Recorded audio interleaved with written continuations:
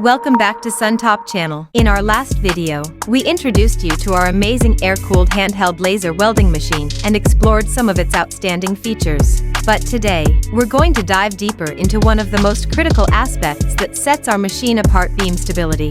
Beam stability refers to the uniformity and consistency of the laser beam during the emission process. If the beam is unstable, it directly leads to uneven quality in the welded joint. You might end up with weld defects like pores, cracks, and other issues that can seriously affect the integrity of your work.